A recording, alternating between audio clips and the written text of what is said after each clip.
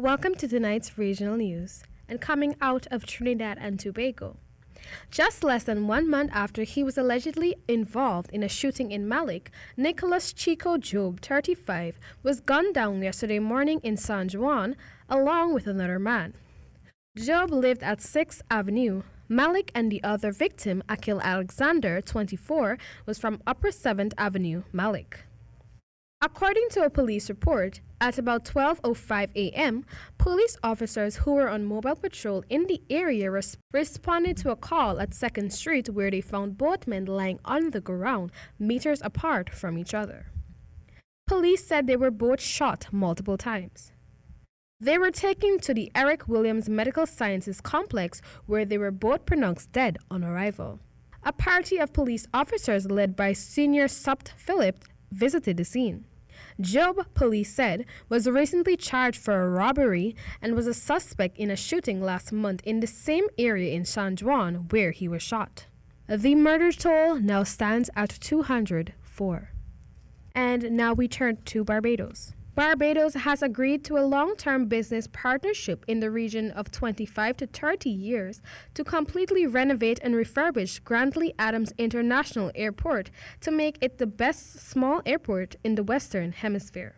But in the end, the national insurance scheme and workers at the airport will be shareholders in the facility, Prime Minister Mia Mottley has revealed.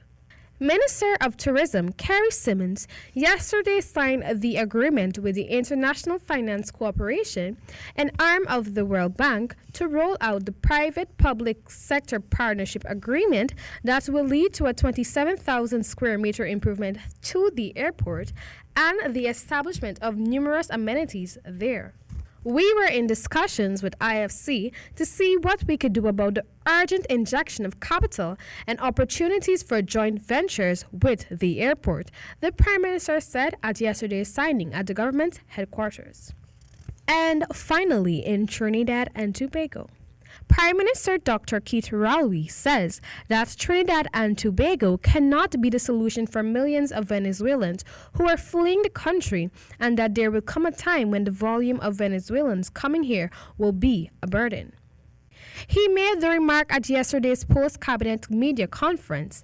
The Prime Minister said the first priority of the government is the welfare of the people of Trinidad and Tobago.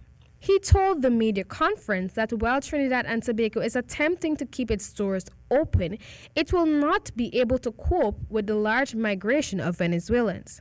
He said one way of doing so is to continue the 90-day limit allowed for Venezuelans coming into the country. However, he is warning that Trinidad and Tobago might have to ensure the migration of Venezuelans to this country stops.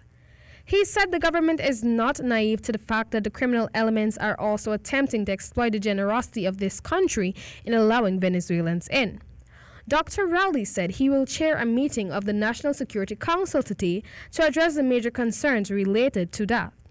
He said the registration process, which begins on May 31, will help the authorities to know how many are here, where they are, and who they are. Meanwhile, National Security Minister Stuart Young says the government did not play a role in the decision to grant supervision orders to Venezuelan nationals found in Palo Seco on Wednesday. Close to 100 Venezuelans were found in a house in a forested area and were taken to Siparia for processing. Immigration officers allowed the Venezuelans to go free on supervision orders until the end of July. And that is all for tonight's regional news. I'm El Griffith reporting for Hgp Nightly News.